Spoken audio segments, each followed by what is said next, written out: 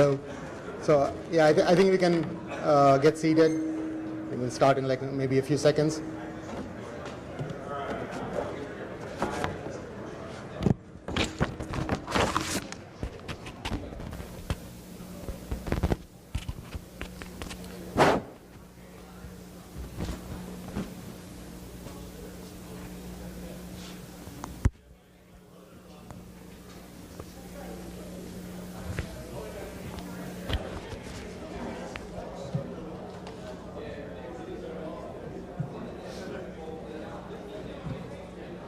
Okay.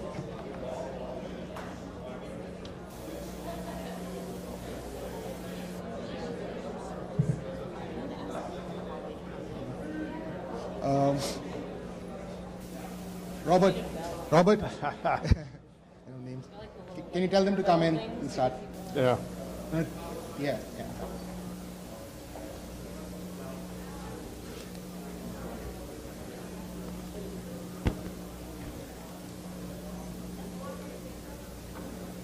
Okay, so without much ado, I'll start the second session. So I have with me Dr. Jim Holliman. Who is a professor of surgery and emergency medicine at Hershey Medical Center at Penn State University. So Dr. Holliman is truly the father and recently the grandfather of international emergency medicine. He's been doing this for 3 decades now, and he worked. He worked in the military, and he was deployed in Afghanistan for nearly 7 years, and I think he went around 12 times out there, and his experiences are invaluable. He developed their healthcare system. He then was involved in preparing the U.S. Army personnel who were deployed in Afghanistan to be ready for what they're going to encounter out there. He's been a consultant for trauma and disaster medicine world over. He was the president of the Pennsylvania chapter of ACEP, a member of the Pennsylvania Board of Directors. Is the president of International Federation of Emergency Medicine.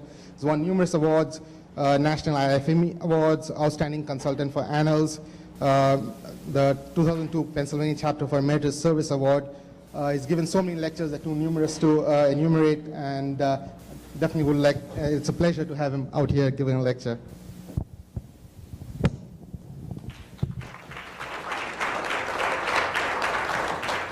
Well, thanks very much. Is this mic on my necktie working okay for the back?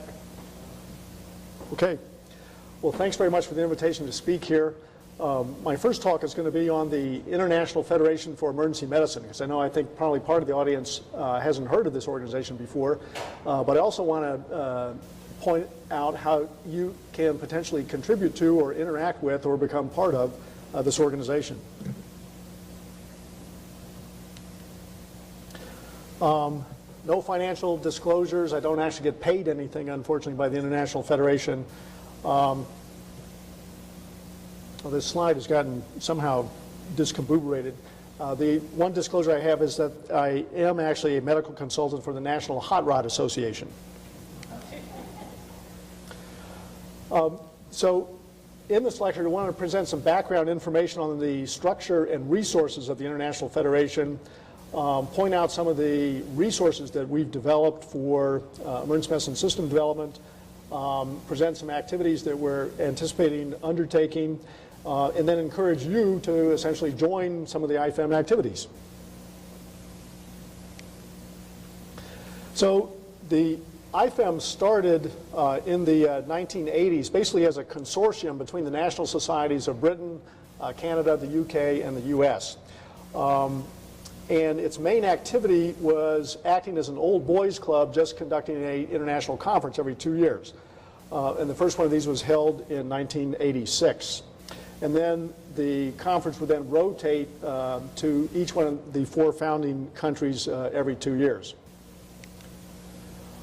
But over the last decade or decade and a half or so, we decided to convert IFEM into a service organization with the goal that it was going to contribute directly to helping develop the specialty of emergency medicine around the world, and particularly in countries that did not have a lot of resources, and to try and develop materials and resources that would be open access.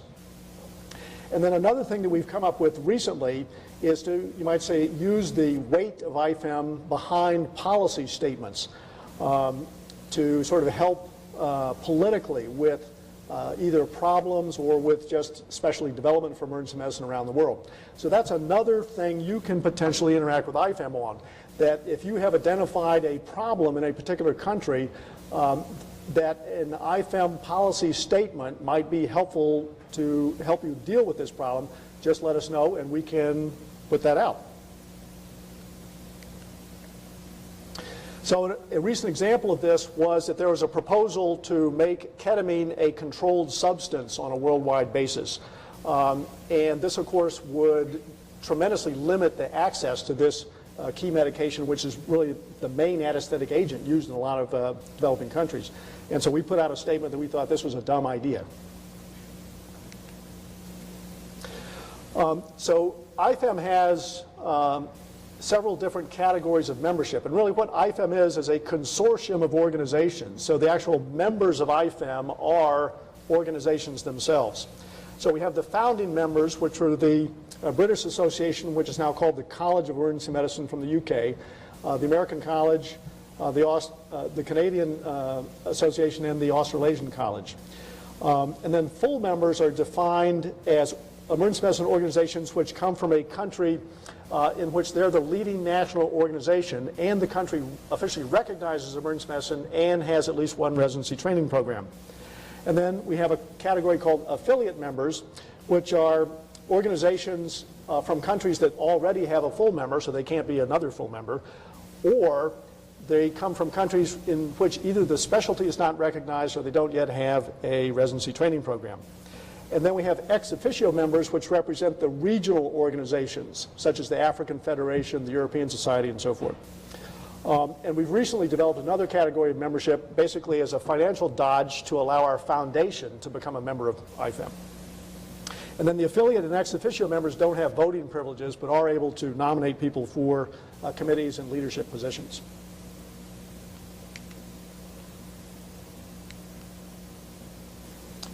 If I get the clicker to work. And currently we have 70 different members.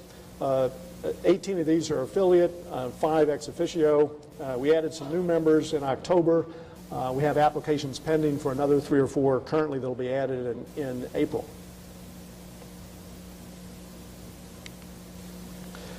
IFEM has a, you might say, 3-level structure. So we have an executive that's composed of the different officers. We have then a board of directors, which consists of the members of the executive and regional representatives from the continents around the world. Terry, for example, is the North American board of directors representative. Then our next level is called the assembly, and this is composed of representatives from each of the full affiliate and ex officio members. And then, of course, our executive board of directors have periodic phone conferences. We just had a phone conference this past week. And all 3 levels have formal meetings at ACEP's Scientific Assembly. And basically, IFEM has so many activities going on now that basically my entire time from 6 in the morning till 6 in the evening each day at ACEP consists of IFEM meetings. So if any of you all are interested in further participation in IFEM, come to the ACEP Scientific Assembly, where there's essentially all day long meetings every day for IFEM. And we have a number of permanent committees which basically are designed to carry out the business of IFEM. These include finance, governance, communication, core curriculum and education, clinical practice, specialty implementation, CPD, continuing professional development, research, and we have a site selection subcommittee. And any of you all that are interested could potentially serve on any one or more of these committees. And then we also have a bunch of task forces designed to carry out specific actions and special interest groups that are designed to sort of develop further information and resources related to subspecialty interest within emergency medicine.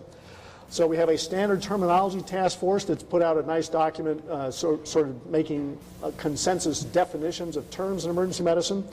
We have an access and availability task force, a global emergency medicine history book project, which any of you all could potentially contribute to. We have a disaster medicine special interest group, a pediatric standard group, an ultrasound group, a triage group, a gender issues group, a sustainability task force that's also put out a nice document on how to deal with stressors in emergency medicine. We have a relatively new geriatric emergency medicine interest group. We have a public health interest group that is just starting to form. We're working on setting up an International Trainees Association, and we have a very active Spanish translation task force.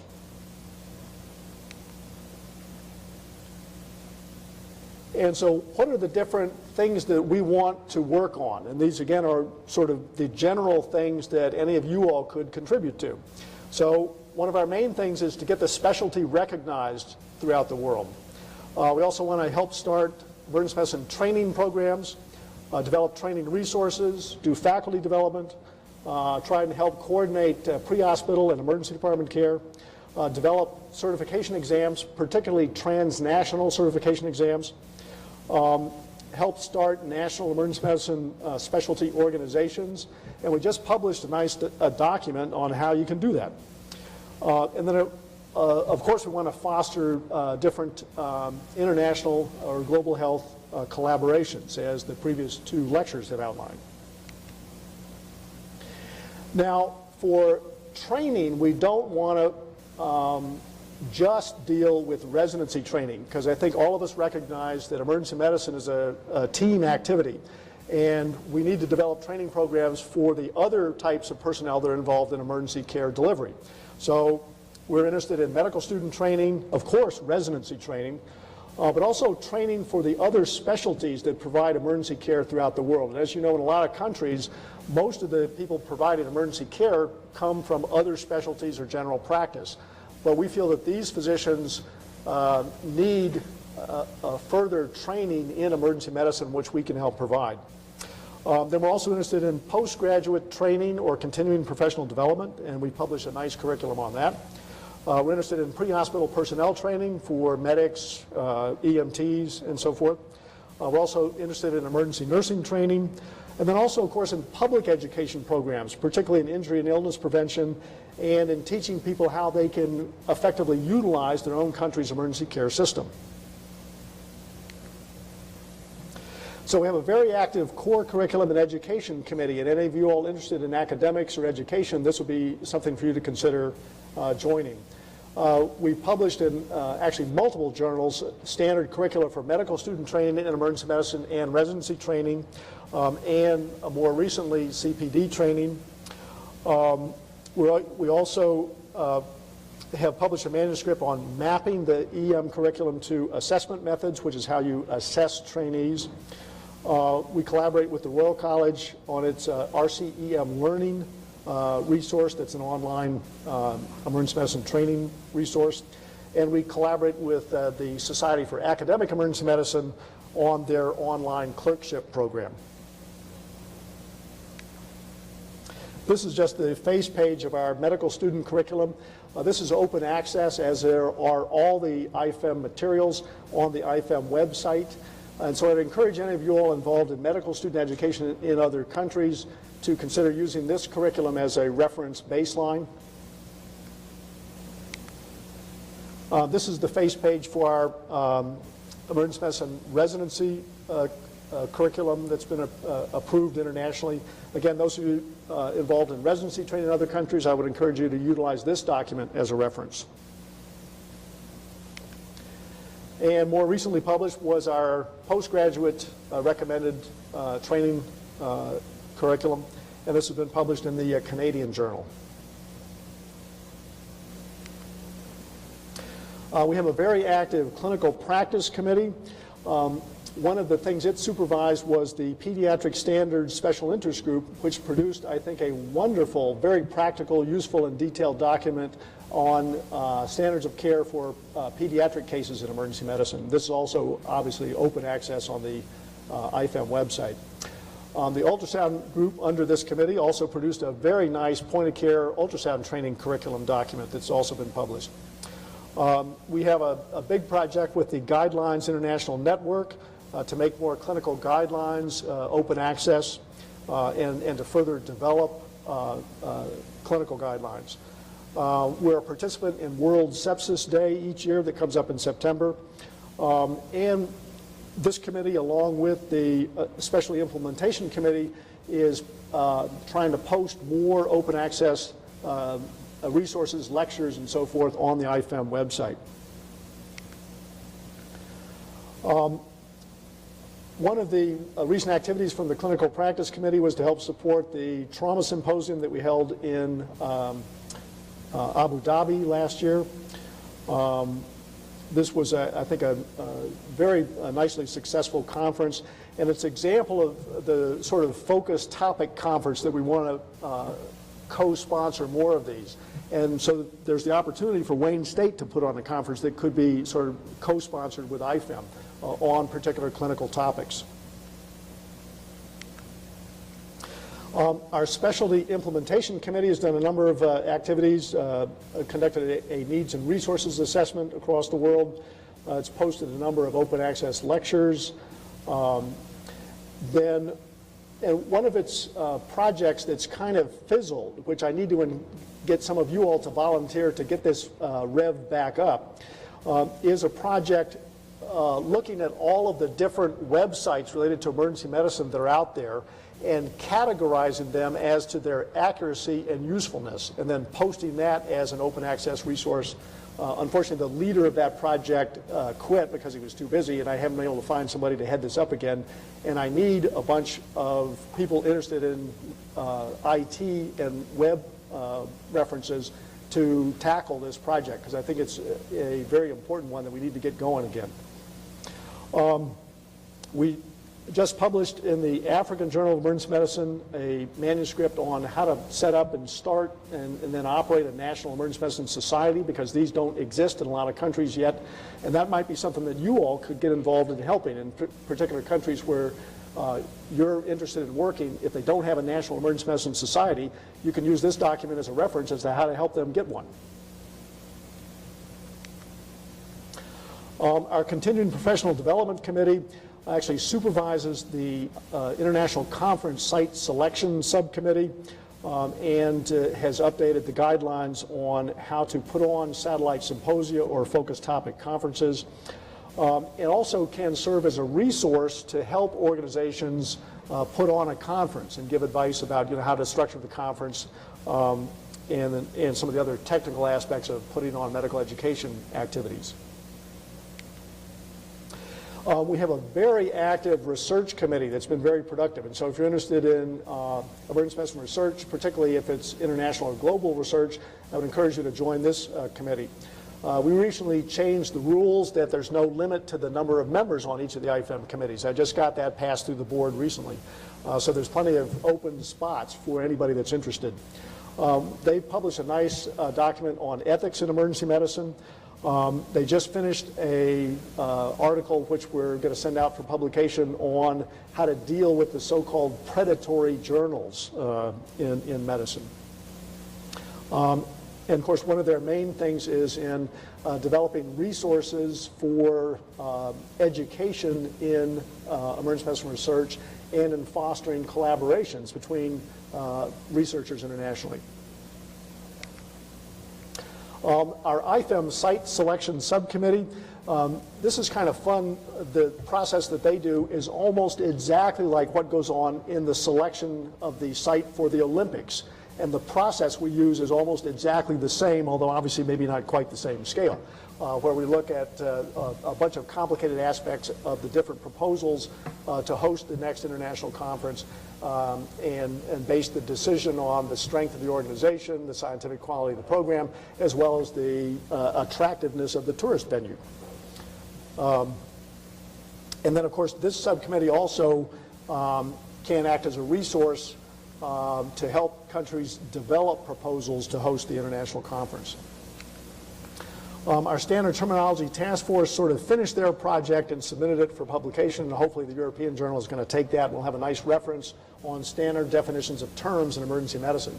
Because as you can imagine, trying to get consensus on this worldwide was a little bit difficult, but we have achieved that now. We have an access and availability task force that's working on trying to find funding for a big research project to determine what is the actual access and availability of emergency medicine in different countries. We have a global emergency medicine history book project where what we're trying to do here is get people to volunteer to write a chapter on the history of the development of emergency medicine in each country throughout the world. And so I'd encourage any of you all that have a particular knowledge or interest in a particular country and know some of the history of how the specialty developed there, you can contribute a book chapter to this project. I just got my chapters all turned in, so I would encourage anybody interested to contact us soon because we're trying to get this all in place by April or June. Our disaster medicine special interest group has had a number of activities. Although the previous chair of this was kind of a dud, and so we are looking to replace him, and so any of you all interested in that, contact Terry, you're the point guy for that, right? Yeah. No, he's not the dud. The dud is somebody else. And of course, one of their main activities is serving as an information resource and to accumulate more open access online resources about disaster management. We have a triage special interest group. The leader of this has also been kind of a dud, so I'm looking for a new chair for this. But they've started a very useful project at describing and categorizing the different triage systems used around the world. The idea is we're not going to tell people what they should pick, but we're going to present a formal analysis of these systems so people can look at this reference document and decide which type of triage they want to adopt. We have a gender issues task force that's working on a manuscript addressing gender-related problems in emergency medicine, such as disparities in salary and so forth. So, and they're looking for more members, particularly more male members. So anybody interested in gender issues, consider joining this task force. The Sustainability Task Force has completed most of its original task, which was to generate a reference document on sort of career stresses in emergency medicine. And how these should be dealt with from a governmental and institutional standpoint, and this was just recently published. We're trying to get an Emergency Medicine Trainees Association together that would then be a ex officio member of the International Federation, and this would represent trainees, meaning residents or registrars throughout the world, and hopefully combine in a collaborative way efforts for trainees internationally. Our Spanish translation task force has been very active in translating most of the IFEM materials into Spanish, and then we post these open access on the website. And they're also very responsive. If I ask them to translate a particular document or lecture, generally they get it back to me within a week or two. And we're interested, of course, in encouraging translation into other languages. So, for example, our pediatric standards document's been translated into Mandarin. And we have an active project going now, starting with Vietnam, for Vietnamese physicians to translate all the IFEM stuff into Vietnamese. So any of you all that either have significant translation skills or know someone that does, we're very interested in getting as much IFEM material as we can translated into a number of different languages.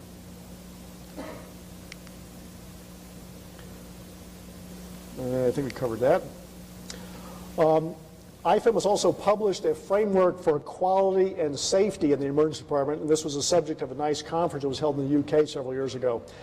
There's been a recent proposal to have also a quality special interest group in IFEM. That will be started up this April. So any of you all interested in that aspect of emergency medicine, we're going to have a group addressing that directly.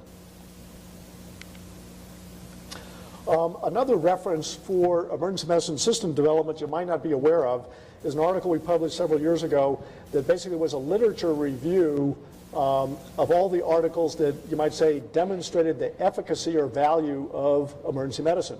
Where this came from was I got a panic-stricken call from South Africa that said that, Jim, can you help us? The trauma surgeons here are threatening to decertify emergency medicine as a recognized specialty because they say there's no literature evidence that it's actually effective.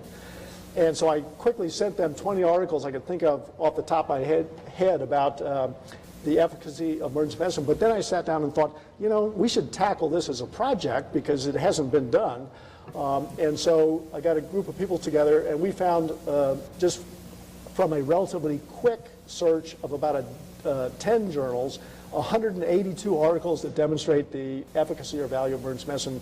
Anyway, it's an open access resource that you could tap off the International Journal of Emergency Medicine. The International Conference on Emergency Medicine is IFEM's official conference.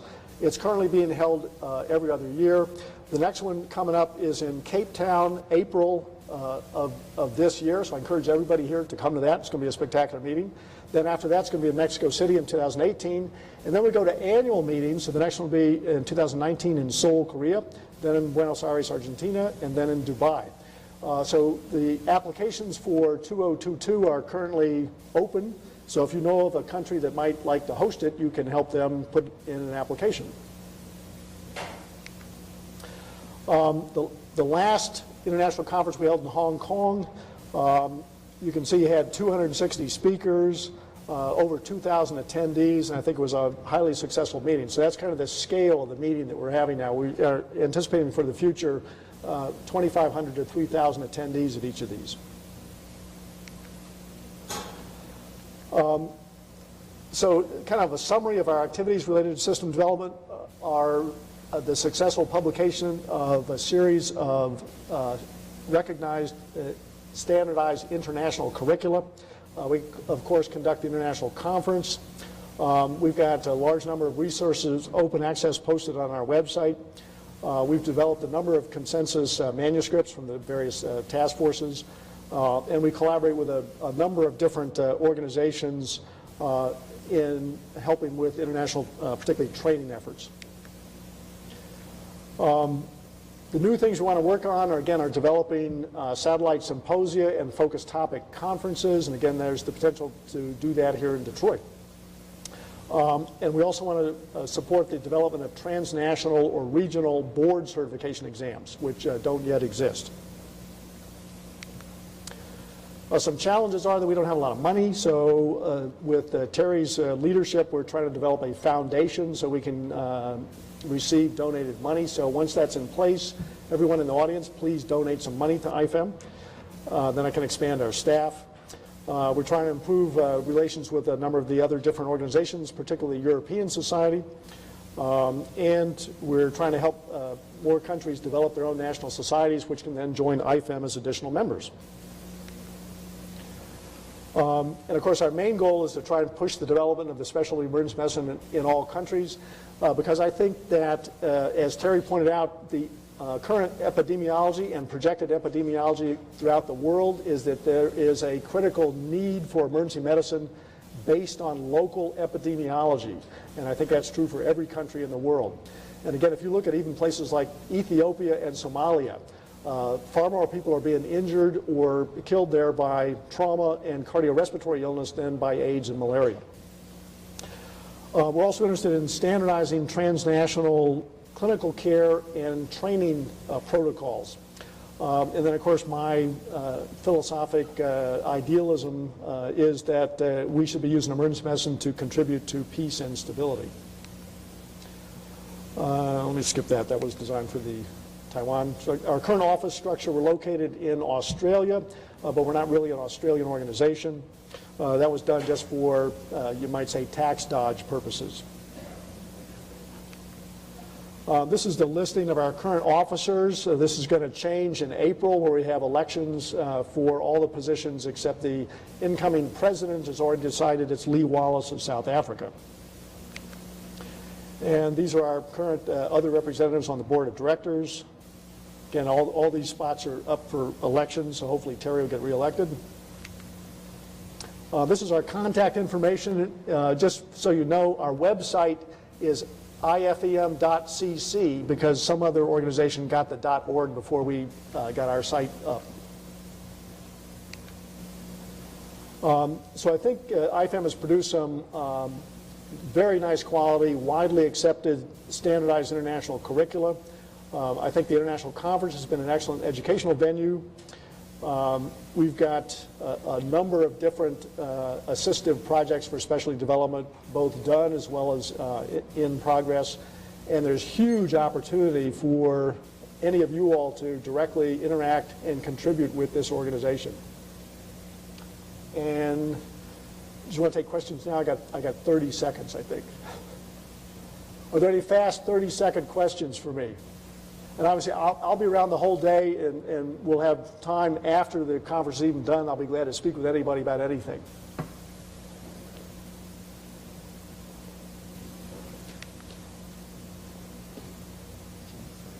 Okay.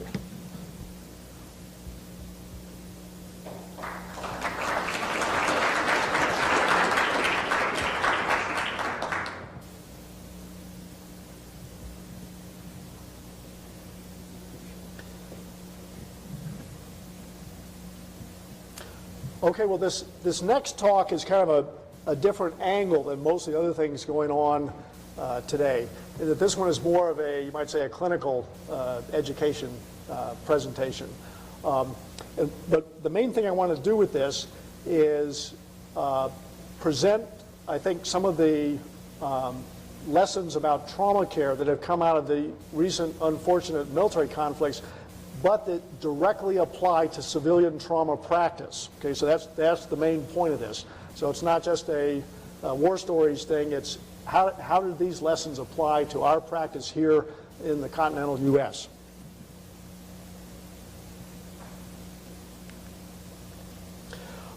So first I'll talk a little bit about the change in epidemiology of injuries from military conflicts, and that it's way different actually in Iraq and Afghanistan than it has been in prior wars. And then present some lessons learned, which I think the military has done a pretty good job of publicizing, and then again point out how these are relevant to civilian practice. This I thought was just a cool picture showing the skill of our helicopter pilots being able to land on that kind of an angled building to rescue casualties.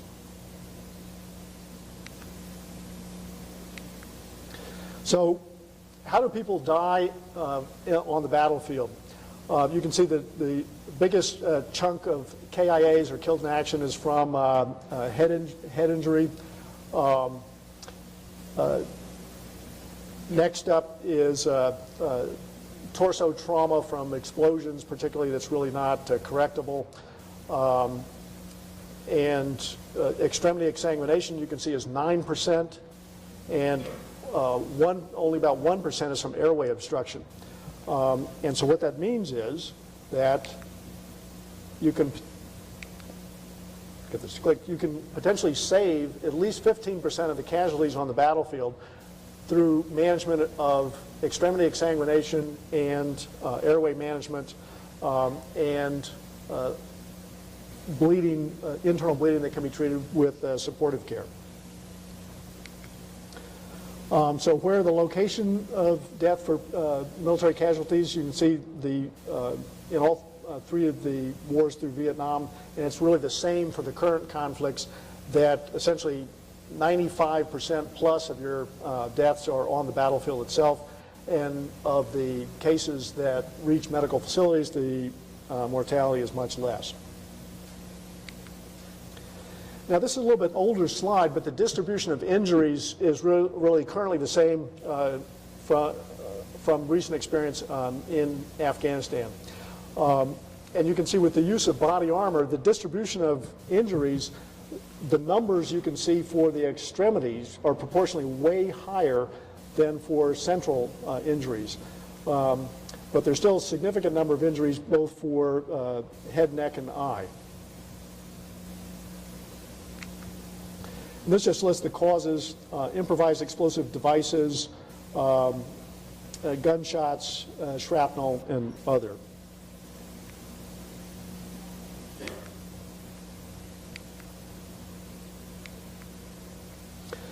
And what has changed, you might say, the epidemiology of injuries is the standard use now of protective body armor.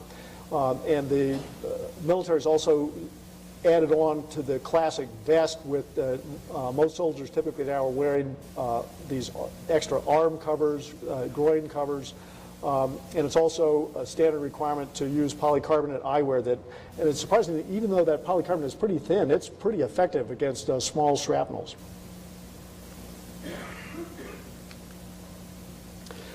So if you receive a patient that's injured and is wearing body armor, what are some of the clinical considerations? And this would apply to policemen that wear body armor. And in fact, all the medics that I'm in charge of also wear body armor. So you can certainly receive injured policeman or EMT that has armor.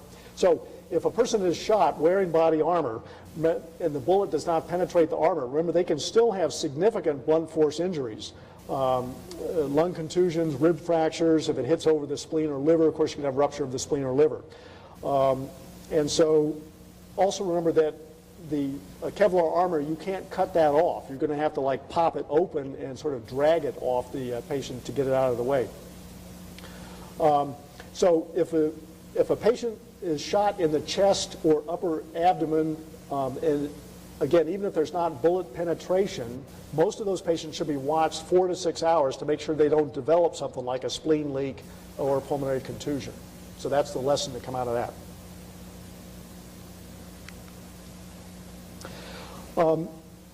So one of the lessons from the battlefield are what are your life-saving sort of sequence of things to think about in the field. And this is what we teach all the military medics. So the first priority is actually stopping external bleeding, and this takes precedence over assessing the airway. And tourniquets have been shown to be clearly safe and effective, and so all the usual previous teaching precautions about tourniquets have been thrown out the window. Then in patients that have chest trauma and are severely dyspneic, the medics are taught to assume they have a tension pneumo and just go ahead and treat them for that. And then if the patient's unconscious, the initial airway management would be to stuff a nasal airway in the patient. And I think these same kind of priorities would apply to civilian mass casualty situations. So do we teach the medics to do CPR on the battlefield? The answer is no, because it's been shown that it's really ineffective and potentially dangerous for the battlefield situation, with the exceptions potentially of drowning, hypothermia, and electrical shock, for which it is still advocated even in mass casualty situations. Then what are your trauma priorities that we teach the medics? Well, the first is a life threat takes priority over a limb or sight threat. Life-threatening hemorrhage takes priority over airway and breathing. Torso injury takes priority over limb injuries. Pulseless limbs take priority over limbs that have pulses. And open fractures take priority over closed fractures. And so I think this same, you might say, kind of ranking would apply to mass casualties that you would potentially see in a civilian situation.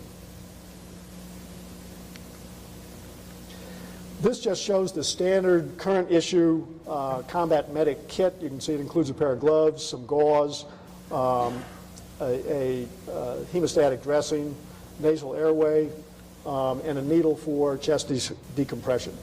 And so it weighs only a pound and is a small volume.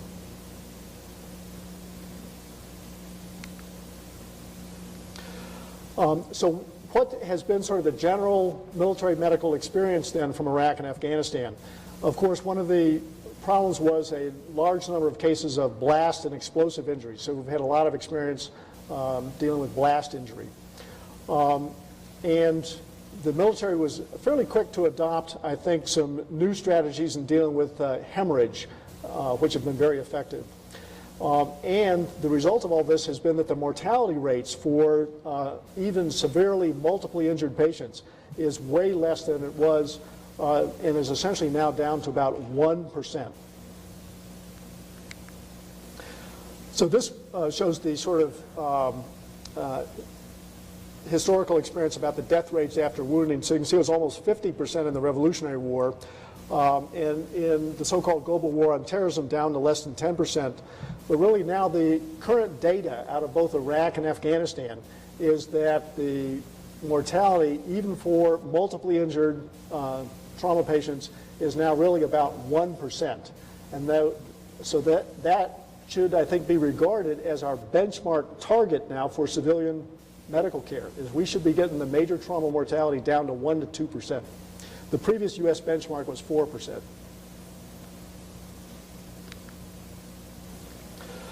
So here's a listing, I think, of the, you might say, the summary of the major lessons that have come out of these two wars.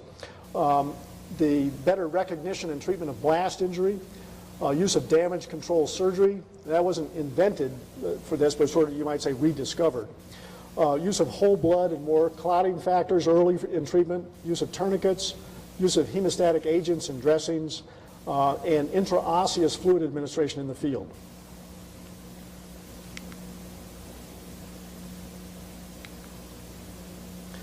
So unfortunately, we've seen a large number of casualties from blast injuries, and these patients, of course, often have severe multi-system injuries and multiple amputations. They may have a lot of secondary injuries from just being physically thrown by the blast. Eardrum rupture is common. And they may have so-called occult injuries, which would include so-called blast lung, bowel ruptures, and closed head injuries. Here's a blast victim that was saved with sort of these improvised tourniquets. And so blast, of course, causes several different mechanisms of injury. If you're real close to the source, you can obviously have heat and then subsequent direct burn injury. Then next would be overpressure, then actual impact, and then fragmentation with injuries from shrapnel.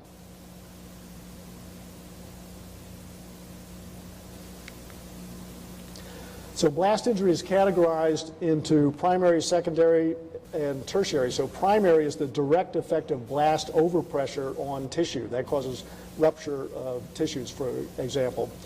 Then secondary is the victim is hit by flying objects or shrapnel.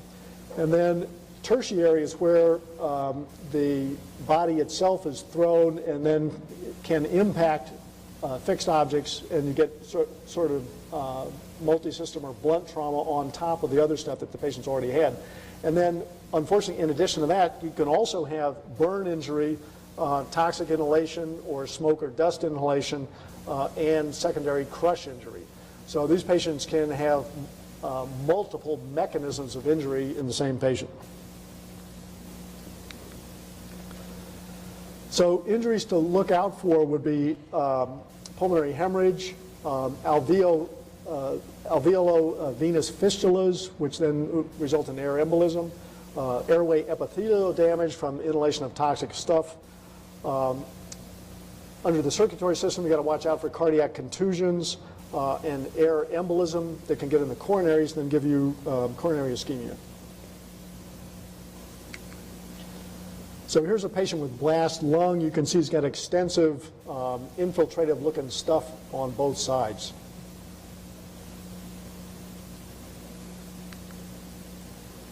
Then additional injuries to worry about in the GI tract, you can have GI hemorrhage, perforation of the bowel, retroperitoneal hemorrhage, rupture of the spleen or liver.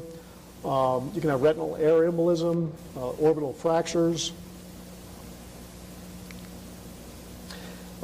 Tympanic membrane rupture, and of course damage to the bones in the ear or cochlea. So one of the lessons learned was that looking in the ears is an important aspect of your physical exam in patients that have been subjected to blast. So that if they demonstrate tympanic membrane rupture, those patients, you need to get a chest x-ray and watch them for occult pulmonary injury. Now there's been some recent studies that showed that this tympanic membrane rupture or absence of rupture is maybe not as reliable about indicating blast injury as we thought before, but I think it's still a useful clinical indicator. But if the TM is not ruptured and the patient doesn't have any other symptoms, then most of the time they're not going to have any occult blast injury. And pulse oximetry early on is also useful because patients will tend to drop their O2 sat before they develop, for instance, chest x-ray findings.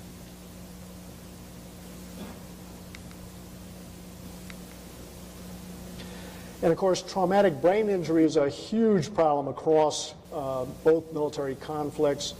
And it's estimated that may be as many as 30% of the deployed personnel. And I can certainly attest to how likely that is, having been in a couple of vehicles hit where those Humvees don't have any padding inside, and you end up, whacking your head on the inside of the Humvee from these things. And so even in patients that don't get hit directly by blast, they can still have significant head injuries from getting their head bonked inside these vehicles. And of course, there's a huge, giant military effort currently to deal with this combination of traumatic brain injury and post-traumatic stress disorder. Now, one of the lessons that's been sort of rediscovered out of the military conflicts has been the use of damage control surgery. And the idea here is that you want to prevent the trauma patients from getting into the deadly triad of hypothermia, which then interrelates with coagulopathy and worsening metabolic acidosis.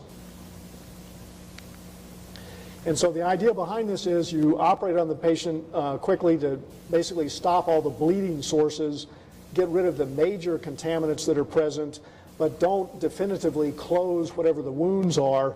Leave them open, particularly if it's a laparotomy, and then transfer them to the intensive care unit for further resuscitation.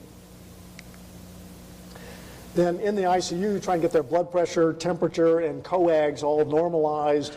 Once you get them squared away, then you take them back to the OR for a sequential, more definitive therapy for their other injuries.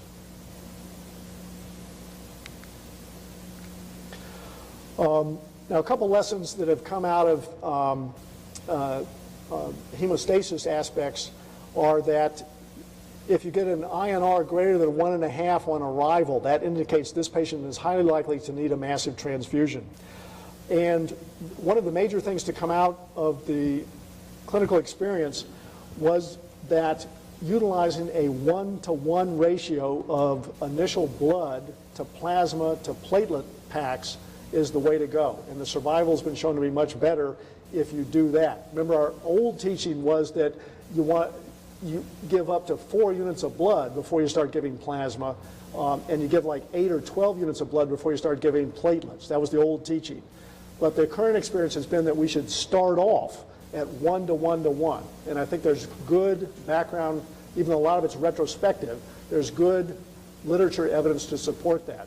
And so I think as a routine transfusion protocol, if you anticipate the patient's going to need a massive transfusion, you should start off with this 1-to-1 ratio. Everybody okay with that? Now, it's also been shown, of course, that the massive crystalloid infusions that were used, say, in Vietnam, result in the patients getting acidotic and coagulopathic.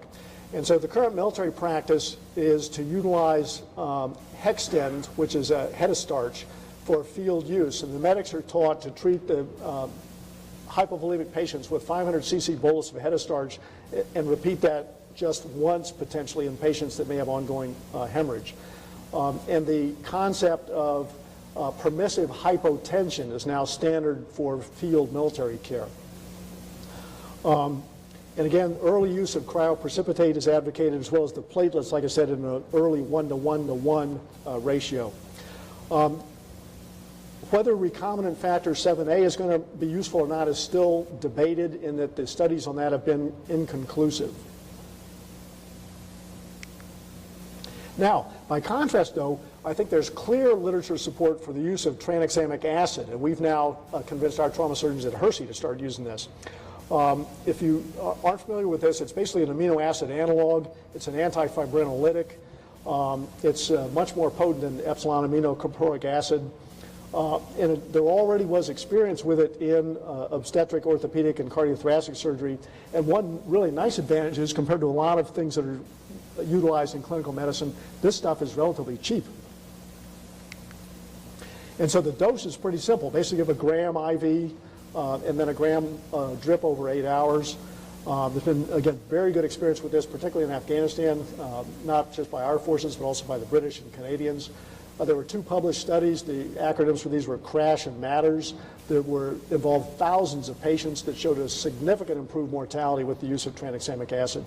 But again, it's time limited. It's kind of like a stroke care that this, to be effective, needs to be given within 3 hours of the time of onset of the trauma. One, I think, well-accepted lesson out of the recent conflicts is that we should be using tourniquets liberally for any significant extremity hemorrhage. And they're really improperly applied tourniquets that are dealt with in a reasonable time frame. There have been no adverse events seen. And I think where tourniquets may have gotten a bad name previously was for the use of very thin, you might say, tourniquets, which tend to cause much higher pressure at the skin level, causing more extensive skin injuries. The current tourniquets that are advocated, are at least a centimeter and a half in width, and that greater width, I think, makes them safer and cause less skin injury. So the philosophy we teach the medics is use tourniquets as a first resort, not as a last resort. And in fact, all the U.S. military soldiers now actually carry at least one tourniquet and are taught to utilize these. And the way these things are designed, the soldier can, with only one hand, put it on his other blown off extremity. And I actually was part of a research project through the military where it was proposed that there be a new Special Forces uniform. And this uniform actually had built into it tourniquets on each one of the arms and legs. We decided not to go with that, but it was kind of an interesting concept to have that pre-built. They were just really uncomfortable. So here's a guy that was probably saved by, you can see the use of tourniquets on more than one extremity. This is the combat application tourniquet. This is the sort of main one that's currently in use.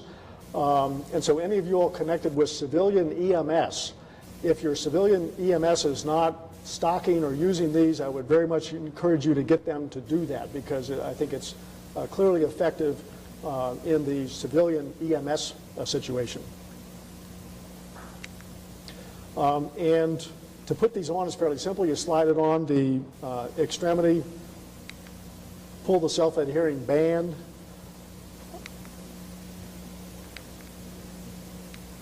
and kind of adhere the band around the arm.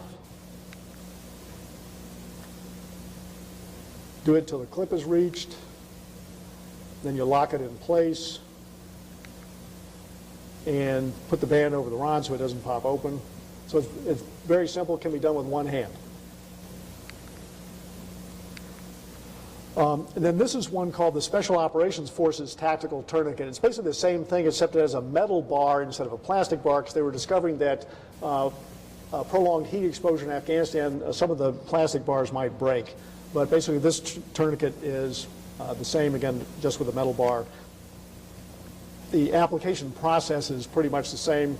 Slide it over the extremity, pull the strap tight, twist your windlass till it's tight, and then lock the windlass. And then to deal with hemorrhages in areas that you can't really apply a tourniquet to, one of the things that was developed was the so-called CROC, or Combat Ready Occlusive Clamp. And this was shown to be effective like in major open groin wounds. And again, there's not been any scientific study of this, but there have been some successful clinical reports. Now, where this might be relevant to civilian practice is you wouldn't necessarily have to buy one of these devices, but if you get a patient with a bad open groin wound that's bleeding and you can't get it, it's too high for a tourniquet, call your friendly cardiologist, because it turns out that cardiologists often have a similar device that they use to plop down on groins post-cardiac cath. And so here's a CROC device. You can see it's got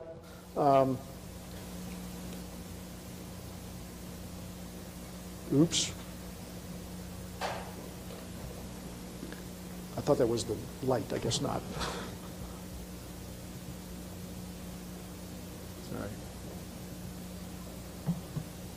Sorry about that. I thought it was hitting the laser pointer.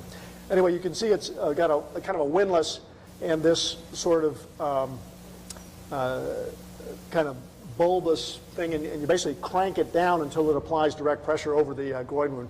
Of course, using this in conjunction with a hemostatic dressing or agent would also be helpful for these kind of big groin wounds. And then kind of similarly, the SAM company that makes SAM splints came up with this so-called junctional tourniquet. which is a belt with these two pneumatic sort of bulbs in it. So you put the belt around the patient and then pump the bulbs up to apply direct pressure to, say, a major groin wound. This is also the sort of thing you could use in kind of the rock and hard place situation of a big open wound on the neck.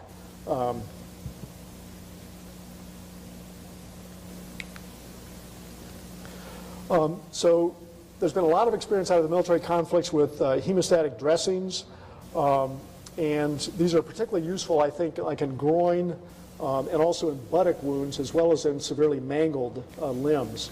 And again, to be effective, most of these have to be also have continued direct pressure applied. So you can't just plop the thing in the wound. It's still got to require some pressure for this to be effective. And there have been a whole series of these developed. And I think the one that is now in the third generation that is probably the most widespread, there's been the most experience with and the most satisfaction with, is combat gauze. And that's what we use at Hershey for our medic units as well as in the ED. Again, these hemostatic agents, though, are not necessarily a replacement for tourniquet use, but are most effective in groin, buttock, axilla, and neck, where you can't get a tourniquet on. And some of the previous generation agents that were powders, I think, were a problem because obviously if the wind was blowing and you couldn't effectively get it to stay in the wound, it would potentially blow in the rescuer's eyes, particularly if there was a lot of helicopter downwash. And so the ones where the agent is sort of fixed in the dressing, like combat gauze, I think are the most effective. This just lists some of the different ones that are available. Again, my recommendation would be combat gauze, also because it's very cheap. Here's just a picture of HemCon, which is one of the ones. Here's combat gauze. And then another nice development has been the use of intraosseous lines that medics start in the field. And it's actually been shown that it's much faster and easier for them to put in intraosseous lines than it is intravenous lines. And they're also more stable and less likely to get pulled out. And if you haven't tried it, I would recommend use. I don't have any financial connection with the VitaCare company, but they make this wonderful little drill gun that makes it very easy to insert the lines, as well as this newer gun is lightweight and small, so the military medics can easily carry it around. Another site that's sort of, you might say, been discovered is the anterior humeral head, which is an excellent site. I've actually done angios through IOs at that site, and anything you put in the humeral head hits the central circulation in like 1 second. And then the other advantage of using the humeral head as a site is that if you're out in the field and getting shot at, you don't have to take the patient's body armor off. Field use of antibiotics has also come out of the recent conflicts, and most of the soldiers were supplied with one of the antibiotics. Gatafloxacin was one of the main ones used. They were also given pain medications such as Celebrex or Meloxicam. And then the medics were supplied with IV cephalosporins. Cefotetan was one of the main ones used. And there have been some studies that showed that this early use of field antibiotics has resulted in decreased infection rates. So it's something actually for us to consider for certain kind of civilian EMS cases with prolonged transport here in the States.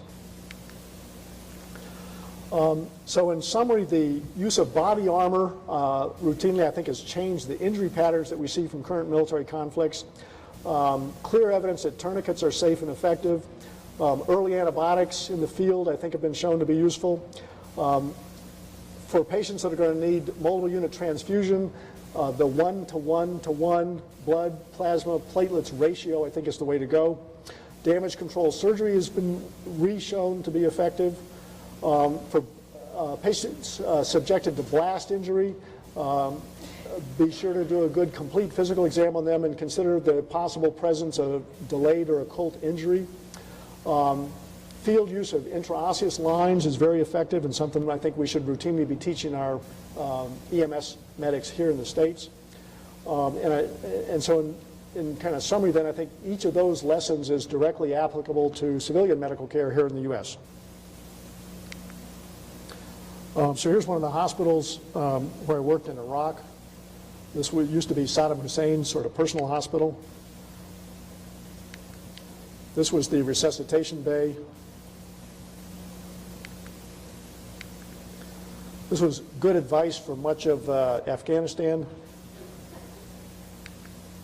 And this was sad. This was the ruins of Darul Palace in Kabul. It used to be just as beautiful as any one of the palaces in Vienna, but unfortunately got destroyed during the war. It's actually still full of mines. But there are some beautiful areas in Afghanistan, like Bande Amir, which is a lake complex in the center of the country. And there's some hope that the country's going to turn around.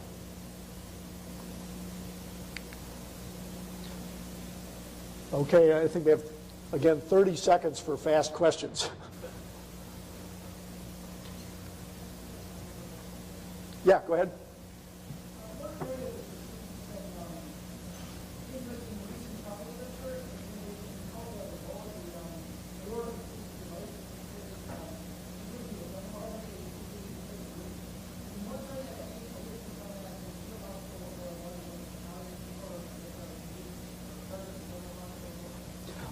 Yeah, so the question was, has the military had any experience using the intra-aortic occlusion device? And I think, yeah, that's been a very nice concept, and I unfortunately haven't studied that carefully enough to know a good answer to your question. I'm not aware of any significant military study or use of that, but that may just be because I haven't looked at it carefully. So, sorry, I can't give you a real good answer. Kaolin, clay. But that simple ingredient is really a very nice, effective hemostatic agent. But the nice thing is, too, compared to like the previous quick clot, it doesn't cause exothermia like the quick clot material did. So what is the indication for use of Basically, it's any trauma patient who you think may have a problem with hemorrhage. And it's so cheap that I think it's okay to overuse it because it's not very expensive and it has virtually no bad downside or side effects. In other words, it doesn't sort of cause overcoagulation if it's used in a patient that doesn't turn out to have bad bleeding. So I think the indication is really now almost any trauma patient that you think may be at risk for significant bleeding from any source.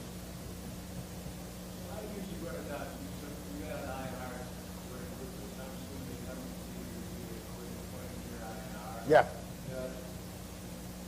probably would assume that most of those who have an IRR greater than 1.5 probably so how does the IRR greater than 1.5 drive? You immediately rev up the blood bank. And so in some of the field units that don't have a large number of units stored, you immediately mobilize your staff for essentially fresh donations of blood right there and get that blood ready to go right into that patient. So it's really, the main thing is, you might say, a more rapid activation of your limited blood bank supplies.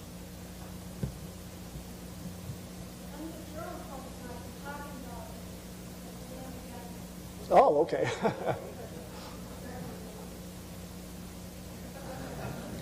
Well, I guess to stay on time, we should kill this session there then.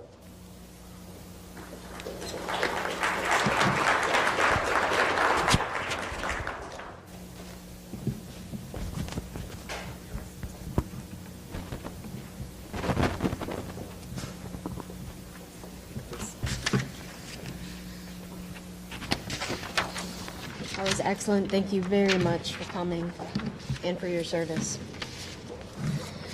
Next up, we have Dr. Stacy Chamberlain. She was my associate international fellowship director at UIC, but is now the new director of the IM fellowship there. She's also the director of service. UIC has a Center of Global Health, which is pretty impressive. She's the director of service there. And her work has been mainly around the Global Emergency Care Collaborative. It's a train-the-trainer program in rural Uganda that's been very successful over the last several years and is actually starting an EM residency program in the near future. The last time Dr. Chamberlain was in Michigan was when she was biking across the country. That was a couple of years ago. So she's glad to be back, and her talk today is on global activism.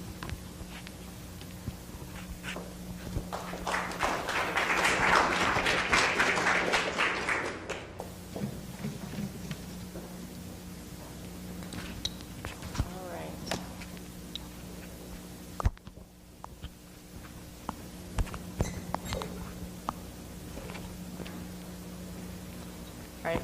Can everyone hear this? Yes, no, in the back row? Yes, all right. I'm well aware that I'm the last speaker standing between you guys and lunch. So we're going to try to keep you guys awake. I might ask you some questions to help do that. And more importantly, this lecture is really about you. It's about how you can play an active role, how you can become a global activist. So I'm really encouraging you to realize that you have a part in all this, and sort of why you should care about everything that we've been discussing this morning. So this is me in Uganda with some nurses that I've worked with. And as Christiana said, one of the things that I've been involved in is I co-founded a nonprofit organization called Global Emergency Care Collaborative. And I'm not going to talk extensively in this about it, but I'm happy to answer questions about it later. But what we've been doing is playing a very small piece in what Dr. Mulligan described earlier, talking about all the different sort of tiered systems of EM development. And, of course, there's development work that needs to be done in pre-hospital care, and then there's hospital-based, and then we need specialty training at every level, from the community health workers to nurses to physicians, et cetera. So our little piece in that multi-tiered system has been to focus on mid-level provider training. So, EM is not yet a specialty in Uganda. My organization is not starting, to just clarify, we're not starting the first EM residency program, but we are a collaborator with a Ugandan university. There's 2 universities that are planning to start the first emergency medicine residency training programs this year, and so we're collaborating with them. And that's exciting. We talked, Dr. Mulligan talked earlier about sort of the history of EM development in the States, and all these residency programs have developed over the year, and we've become, really well-developed specialty, and it's not there yet. And so it's this is the time in Uganda that it's starting. But we also recognize that physician training is just a small piece of the puzzle. Where we're at this hospital is in rural southwest Uganda. They are unlikely for many, many, many years to get an emergency physician at this district level hospital. So even once there are EM physicians trained, a lot of them are going to be at the tertiary care centers, a lot of them are going to be in the urban centers, and you're not probably going to have a lot of those EM physicians out in these rural hospitals. That's still a problem here in the U.S. I get emails 10 times a day about, will you come and work in rural Illinois and whatever, because, we don't even have enough EM physicians for our own rural hospitals. So our piece of the puzzle where we've been focused on is mid-level provider training. So we started a training program that trains nurses in a 2-year program. It's a train-the-trainer program. And the nurses at the end of their training are called emergency care practitioners. So it's kind of like we think of how we utilize nurse practitioners or physician's assistants in emergency medicine, like we do that here in the U.S. And that's what we're focused on there, because there are more numerous cadre of provider, there's a lot more nurses than there are doctors in Uganda, and they're more likely to be retained in these rural settings. And once we finally have emergency physicians in Uganda, they can work in conjunction. You can have mid-level providers staffing some of these more rural places, or you can have them working at the urban centers and the tertiary care centers under the supervision of emergency physician specialists. So we're focused on this one little piece, but there's so many, many different levels and opportunity for development. I will say that my initial interest in sort of global health in general started before I even went to medical school. I was a Peace Corps volunteer in Senegal in West Africa. And I can't really say that I did any sustainable development work, really, as a Peace Corps volunteer. But the importance of that experience is it really created my inspiration to want to do this type of work. It opened my eyes to the huge health disparities that exist in the world, and it made me feel compelled and motivated to want to do something about addressing those disparities, and almost obligated to, really. So like after that experience, like I can't not do this kind of work. And I mention that because I think to be a global activist, everybody has to look deep in themselves and find what is that one thing that you really care about. What is that factor, that motivating, compelling thing or experience that motivates you? And then if you just follow that, like you're going to have a long, healthy, happy career and you're going to do great things. You just have to find what it is that motivates you as an individual.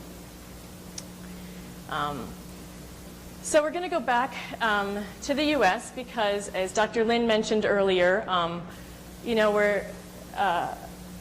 global health is this concept now. It's not just international health. It's not just somewhere else. It really integrates public health, and it exists right here in the U.S. So let's just look at who we are and who our patients are to start with. Almost 23% of licensed physicians in the U.S. are international medical graduates. So we are a global workforce. A lot of us trained elsewhere. Our patients are global. There's 41 million immigrants living in the U.S. Of course, we are a very mobile society. Who's traveled outside of the country? Okay, the vast majority of the room. So you guys travel other places. Other people travel to us. Like even when you're working, here in Detroit, you're going to see patients from other cultures, patients who speak different languages. This is not news, that we are a very global society. And so, you could go to work later today and you might see a patient with malaria. You could go to work later today and a patient might ask you about Zika virus. Like this is relevant to you whether you like it or not, that we are a global workforce, a global society. And in Chicago, where I'm from, this is evident every day in my practice. We have the 5th highest foreign-born population of any city in the U.S. So 1 out of every 5 people is foreign-born, and 34% of patients speak a language other than English in the home. So this definitely rings true every single day when I work in the ER in Chicago. So what is global health? We've touched on this a little bit, but it doesn't hurt to just drive it home. From my perspective, global health is not just working internationally. Every time I tell somebody I'm working in global health, they say, oh, where did you go recently? Where are you going coming up? And to be honest, for the past few years, I don't travel internationally very much anymore. At this stage in my life, I have 2 young kids and I have family obligations, but I think that I'm doing global health work every single day. And I'll get into all the variety of manners in which I'm doing global health work. So I am going to Uganda in April. I'm going to ISEM as well. The conference is coming up in South Africa, but that's 2 weeks out of my entire year. So I'm not traveling internationally a lot, but I'm doing global health work every single day. Doctors Without Borders, everyone always, we review a lot of medical student applications for our global medicine track at UIC.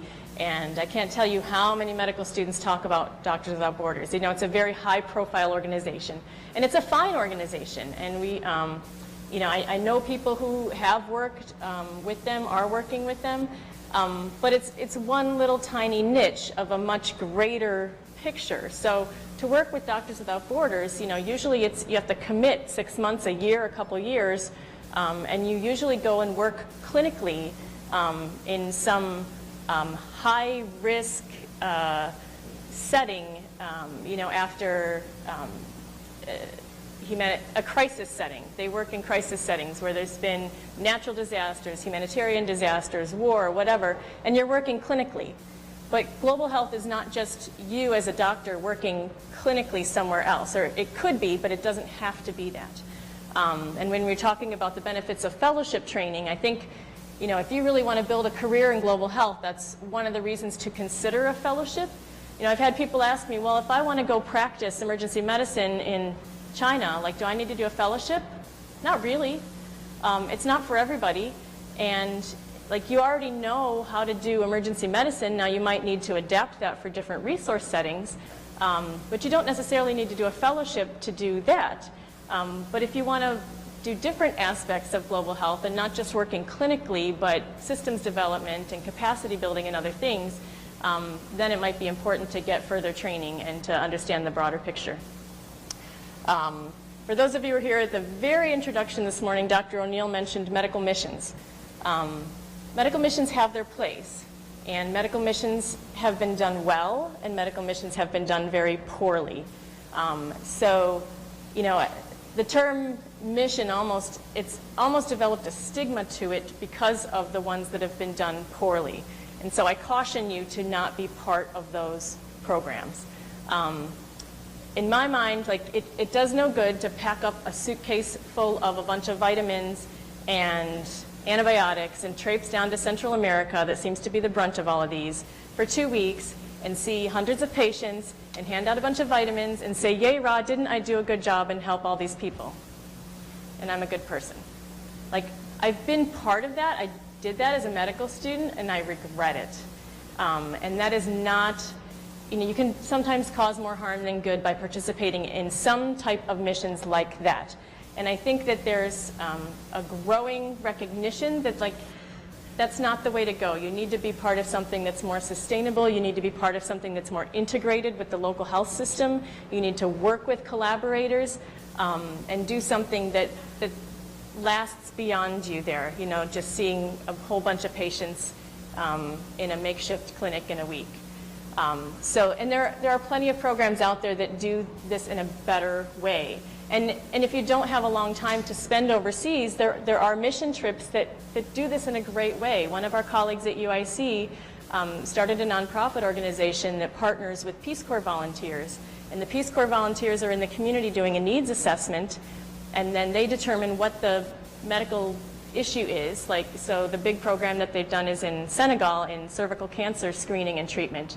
And so once they identified that issue, they've brought teams of people over from a U.S. academic institution, trained local providers, and they only spend a couple weeks in country doing the training. They train them how to screen for cervical cancer using vinegar. And then they went back and have done more trainings on how to do a low-cost treatment with like low-cost like cryotherapy. So, you know, those are missions trips. Like, you go for a couple weeks at a time, but it's capacity building. You're training people there. And there's sustainability, and there's an ongoing relationship, and they go again and again, and there's follow-up. So you can do missions trips in a good way, and you can do them in a bad way, and I want you guys to be the good guys. So global health and emergency medicine, I don't know if you guys have heard of the Global Emergency Medicine Literature Review. It's put out every year. A group of experts looks at all the literature in emergency medicine and finds everything related to global EM, and then they kind of put it into one of these 3 categories. So I like these categories to give a big overview of some of the different areas that you could get involved in. So there's emergency medicine development, disaster and humanitarian response, and emergency care in resource limited settings. So a lot of people, when I talk to and I say that I do global EM, they assume it's more the disaster and humanitarian response, which I actually have very, very limited experience with. And a lot more of what I do on a day-to-day basis than what I've been doing for the past decade is really in the 1st and the 3rd categories. It's in the development, and it's in working in resource limited settings. But if you're interested in disaster and humanitarian response, there's great organizations out there that you can work with, and you can focus on that aspect. So looking at the state of sort of emergency medicine in the U.S., you know, as Dr. Mulligan talked about, you know, we have, last I counted, we were up to more than 170 EM residency programs in the U.S. And more than 40,000 emergency medicine physicians. So looking at the current status in sub-Saharan Africa, there's programs growing all the time. So last I checked, there's 5 official programs, but I know there's ones popping up. And if you count like each of the little individual graduates, like, oh, this program's graduated 8 people, and this program's graduated a very rough estimate is there's maybe about 125 emergency medicine physicians on the entire subcontinent, like sub-Saharan Africa. So obviously there's huge disparities there in human resources and specialty training. And yet when you look at the needs, we have they have 910 million people and 125 physicians roughly.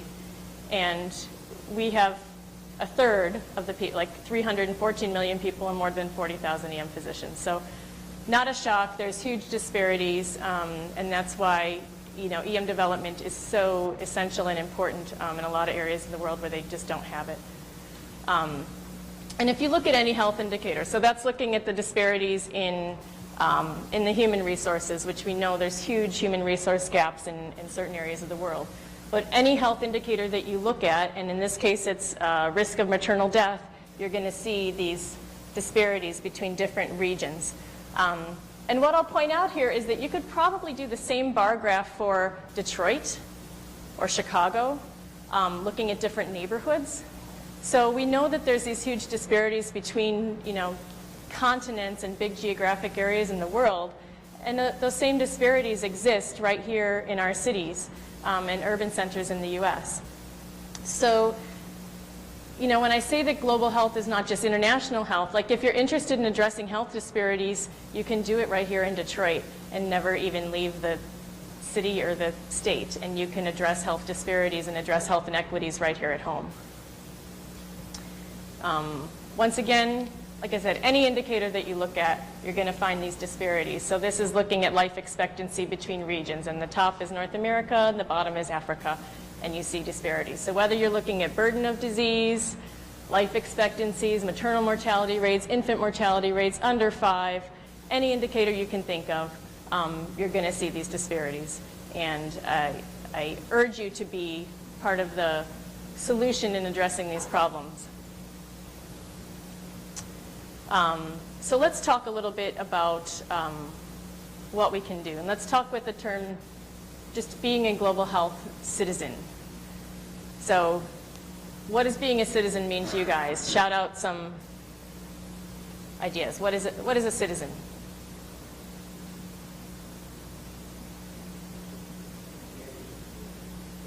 Engaging in the community.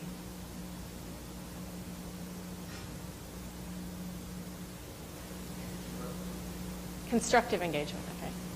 Well, I like that you said that because that focuses on the positive. I think, Americans, we're very self-centered, and we tend to focus on like what my rights are as a citizen and my privileges as a citizen. I'm an American citizen, and it is my right to bear arms. It is my right to free speech. We talk about all of our rights, and I think that we don't focus enough on the flip side of that coin, which is our responsibilities that come along with that.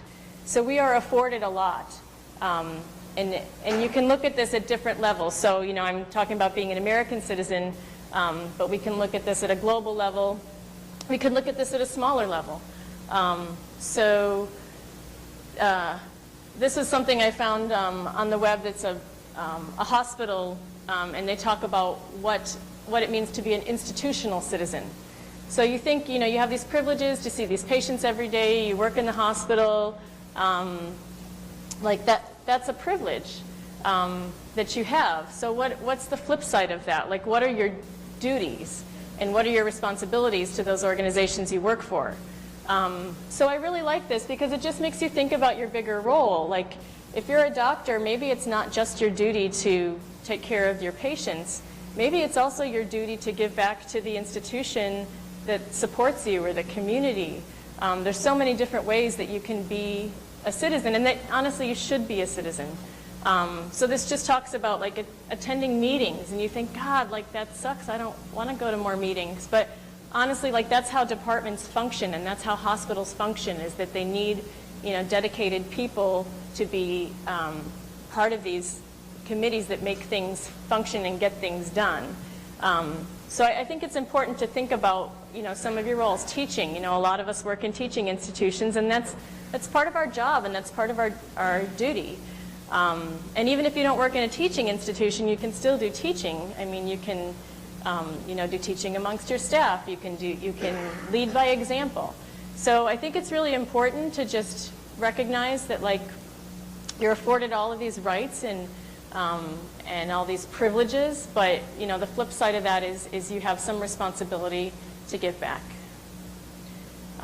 So when we expand that term out to global citizenship, I think it's pretty obvious. I'm asking that you take an active role, and there's many different ways to do that as sort of a citizen of the world.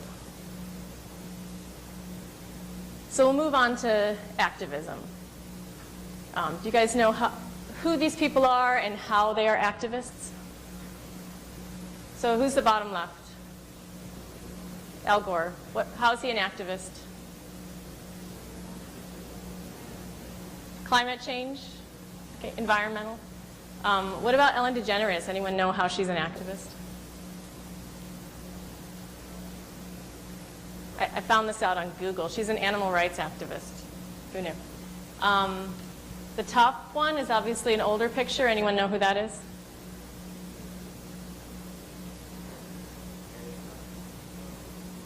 No? What's that? Sojourner Truth. Wow. I wish I had like a candy or prize or something. I owe you one. So Sojourner Truth, she was an abolitionist and a women's rights activist. And then obviously, you know, Dr. Martin Luther King Jr.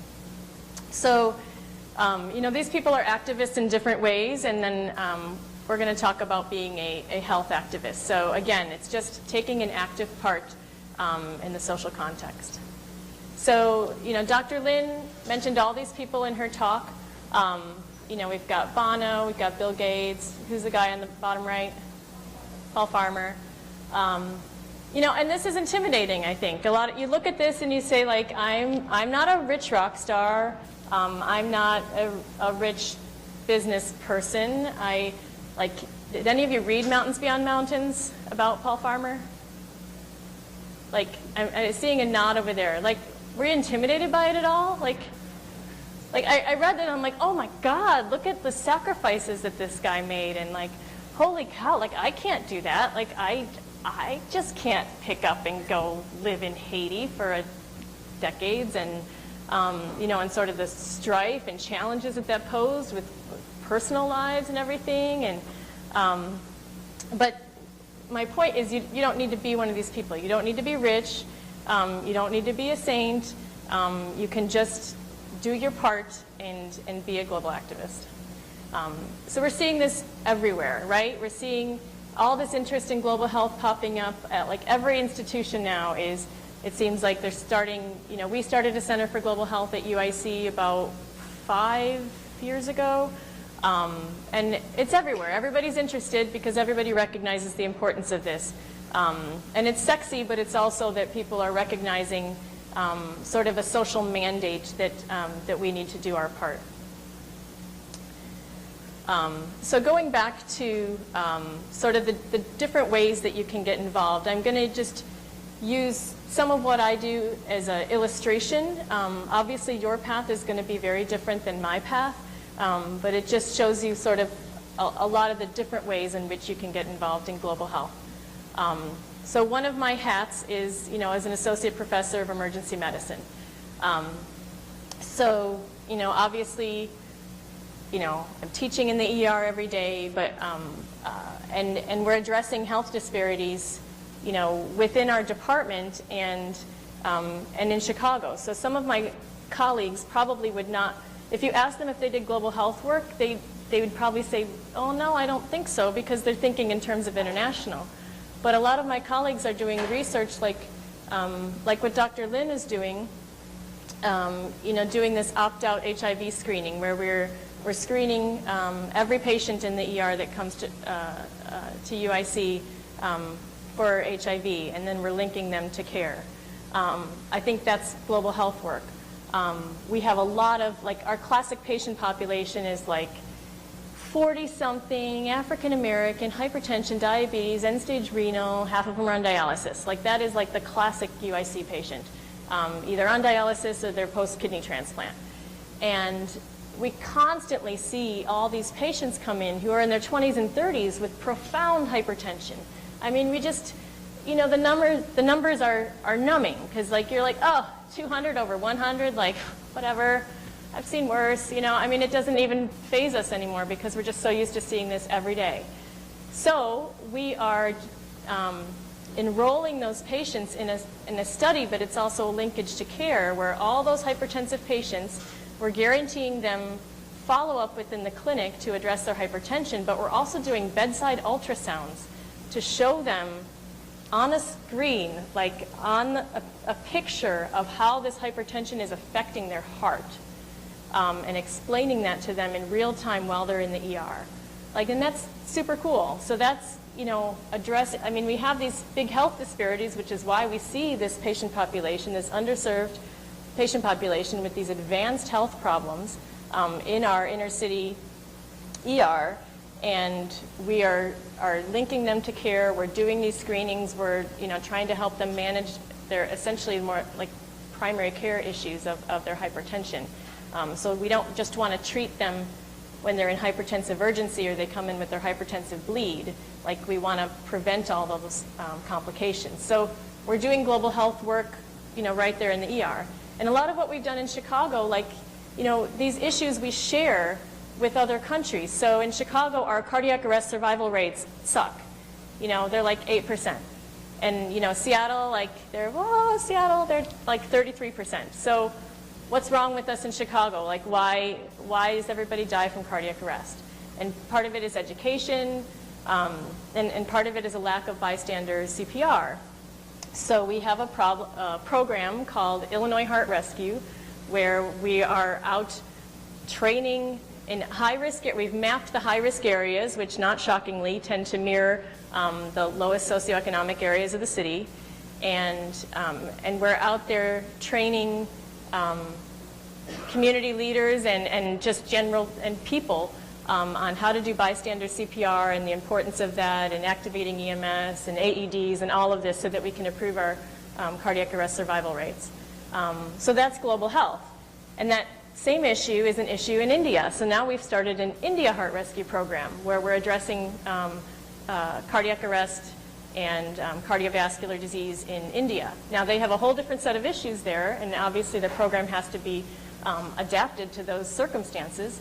But we're suffering from the same problems here and there, and the same thing how Dr. Lin is, you know, addressing the HIV in patients in the ER in Chicago, and now she's going to Kenya and looking at that issue. So there's so much that we can do to collaborate, because these issues are not just, it's not a Chicago issue, it's not an India issue, it's not a Kenya issue. We share a lot of the same problems, and we can collaborate and look at best practices for addressing these issues. So just wearing this one hat, I feel like, you know, I'm working in the ER in Chicago, I'm doing global health. Plus, with our residency track, we started like a global health track where we have didactics, we have journal clubs, and we discuss all these issues and collaborate with other residencies within our institutions. So family medicine, internal medicine, peds, med peds, EMIM, all have global health tracks within those residency programs that are collaborating.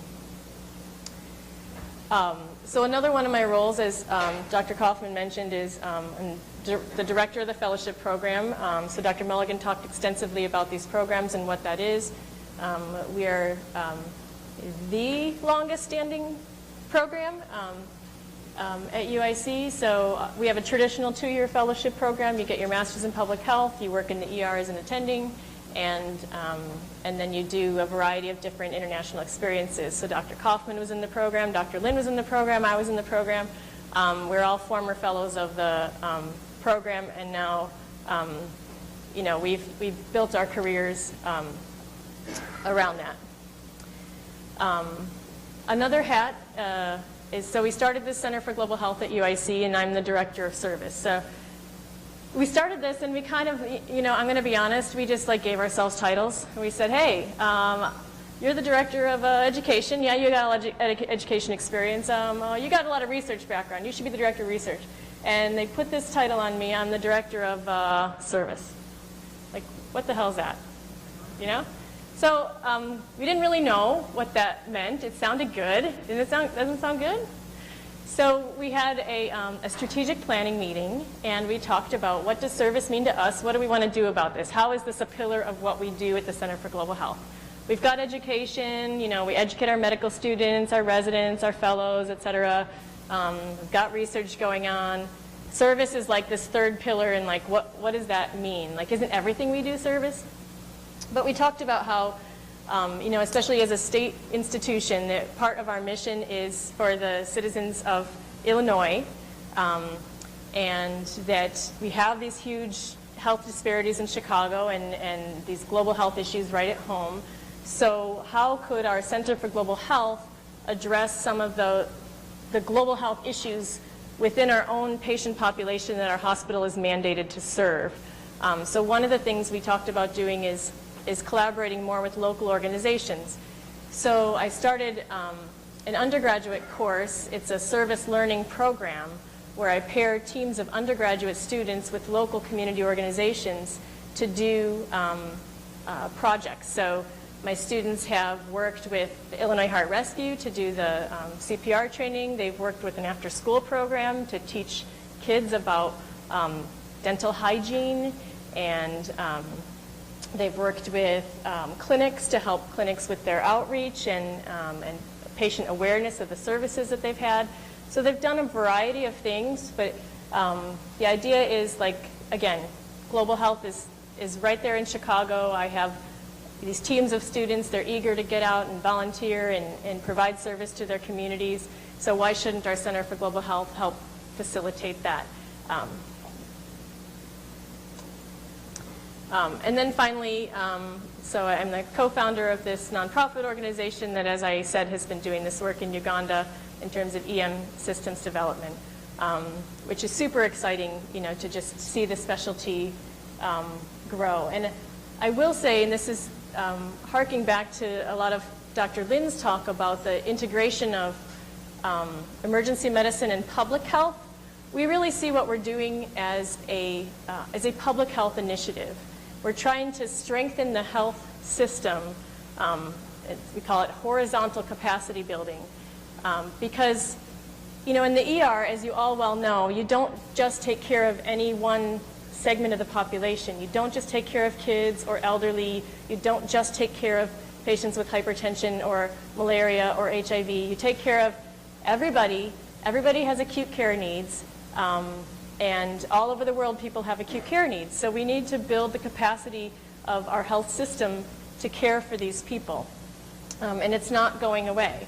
So, you know, some people still think of emergency care as this, like, you know, pie in the sky thing. It's like, well, you know, first we need to get clean water, and we need to get good immunizations and all these traditional public health things.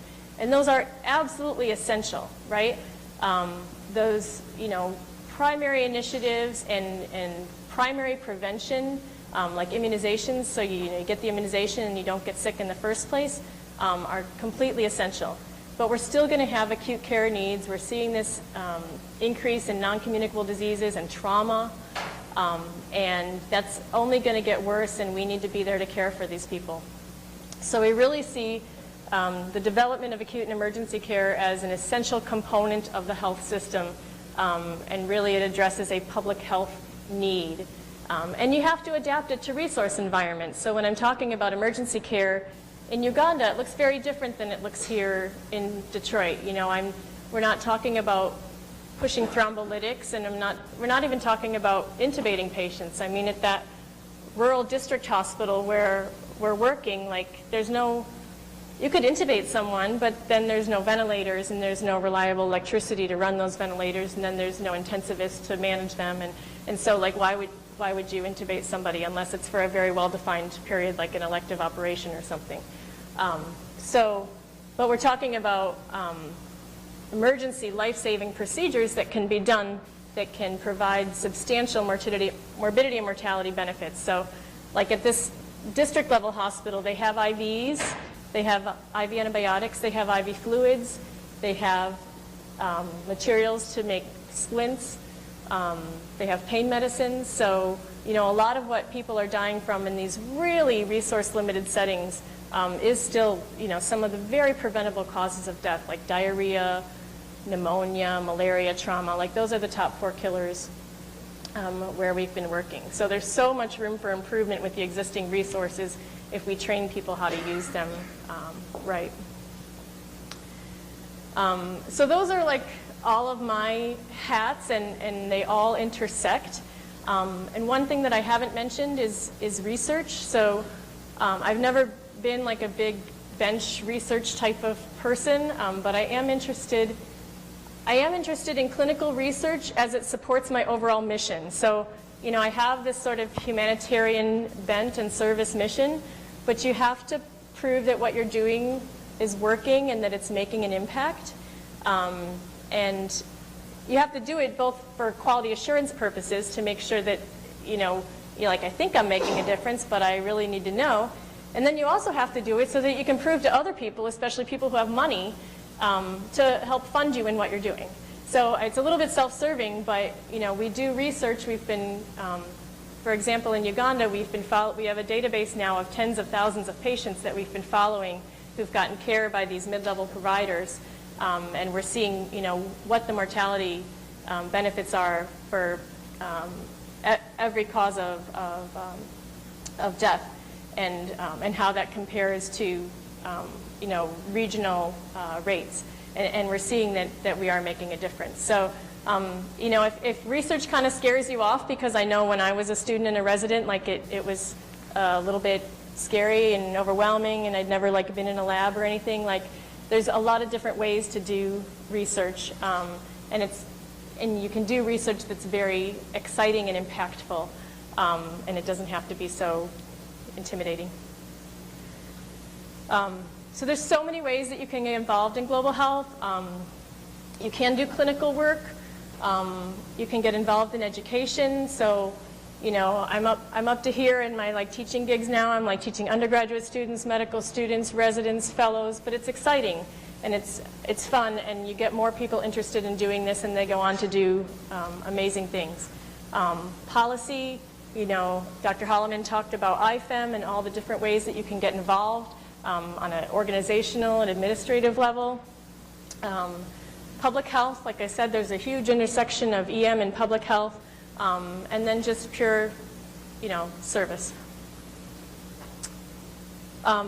So we've talked about, you know, why global health is important, and sort of many of the ways that you can get involved, and now here's where it's going to get a little real, okay? I'm going to talk about you guys. So, you know, like, that our country is rich, right? I mean, yes, we have a lot of disparities, but, you know, you look worldwide, we're one of the richest countries in the world. That is not surprising. This is GDP per capita. There we are in the dark blue. We're very rich, okay? Now let's just look here in the U.S. So we did a tally before. A lot of you are EM residents, right? So when you finish, I know right now, you know, you're still in debt and whatever. I'm still in debt too. I will be till I retire. But that's besides the point. Like, what is your salary going to be? Just a rough estimate. I mean, even if you work in an academic center like me and you get like the lowliest, you know, salary, you know, versus working at, you know, some rich community hospital, like, what can you anticipate? Nobody likes to talk about money, but like, really, what do you think? Anybody? So I heard 300. 200. Okay, 200, 250, 300. Even me at an academic center, I'd say I'm below the 200 mark, but it's still really rich, right? I mean, this is like, so the top 3% of income earners in the U.S. And maybe, you know, if you're, like I said, working, you know, in a public institution or something, you know, maybe you're only top 5%. But you're still, like, you're going to be the richest people in the richest country in the world, okay? Don't be shy about it. Embrace it and use it to help other people. And you think about your education level. Like, you're also the most educated people, like, in the world, right? You've been through, 12 years of study, and then undergrad, and then medical school, and then residency. So just, again, don't be embarrassed by it. Just embrace it. You are the richest, most well-educated people on the earth, okay? That puts you in a powerful position to do something good and to be a global citizen and to give back. So this is the last slide I'm going to talk about, and I bring this up to talk about sort of addressing inequities. So there's a term inequality and there's a term inequity, and there's some nuances there, and we don't have time to get into a lot of it, but the gist of it is that inequality you can look at like disparities. Like there are big differences if you look at different groups, different demographic groups, different geographic groups, different income groups. There are big differences in the health status of those groups. But I prefer to talk about inequities because inequalities is just like, yeah, there's differences. Meh, what can I do about it? You know, they exist. Oh well. But inequity brings in this concept of social justice and fairness. And basically inequity says that like not only are there differences, but those differences are caused by structural problems, and they're unjust and they're unfair. And so it should fill you with this idea of, I saw this a few years ago at our Global Health Conference. We had Jody Williams as a guest speaker, and she's a Nobel laureate. And she talked about this righteous indignation. Like you should be filled with righteous indignation that like these differences are unjust and unfair and want to do something about it. So I have kind of a graphic illustration of this, so I apologize, but you're all clinicians and you're going to see stuff like this. So this picture is a stick, and to give you perspective, there's like a foot in the picture to just show you like how big that stick is. So this stick was pulled out of the rectum of a 2-year-old we saw in Uganda who slipped and fell on it. So you've all you're far enough in your training to realize that that doesn't happen. Like toddlers don't just like slip and fall and it just like that's where it ends up, right? So this horrible abuse was committed for this child, and we saw her in the ER, and she went to the operating room, and she got her wounds repaired, and she got antibiotics, and she did well physically. And then what? Like, what's the next step? You call DCFS? Like, that's not happening in Uganda. So what happened is you send her back to the people who abused her and hope for the best. So I bring that up because that's just horribly unjust. Like, that's just not right that those types of situations exist in the world. And it's because of things like that that motivate me to keep doing my little part in this great bigger scheme of thing, and everybody else who's talked is doing their little part, and we're all doing our little parts because things like this shouldn't happen, and we want to make the world a better place because that's not right. So to summarize, what is global health? I think we've had lots of speakers today. I think we've broadened our perspective that global health is not just international, global health is not just clinical, it's not just missions. Those are all pieces of it, but there's a lot more opportunity out there. And you can be a global health activist right here in the Midwest, or in Detroit, or anywhere you choose to practice. Why? Because the time is now, because you can, because you are the richest, most powerful people on earth, and because you care. Like, you came into this profession because you care. So you can do something for your patients, and you can go beyond that and do something more, looking at population health and global health. And the how is just do something. Just get involved, be part of sustainable change. There's so many different ways that looks, but you can improve the daily life. And I want you to, consider your roles as you leave here today. So you're physicians or physicians in training. You have other roles in life, like you're a daughter, a son, a sibling, a parent. And I think you have to find a place in those roles that one of your roles should be as an activist. And just make a space for it. Like, there's so much that we juggle in daily life, and there's so many different things, but there's a space for it. Just make it happen. So I'll leave you with a final quote from an activist. This is from Desmond Tutu. In a world that is so divided by inequalities in wealth and opportunity, it is easy to forget that we are part of one humanity. So my call to action for you is don't forget, become a global health activist. Thank you.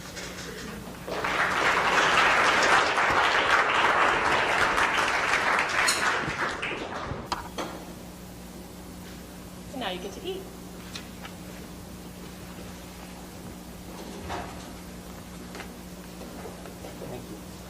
Yeah, I think we'll break for lunch, and there are question cards. If you have any questions, just give it to me, and I think we'll have the panel of speakers up front, and you all can ask any questions you all want.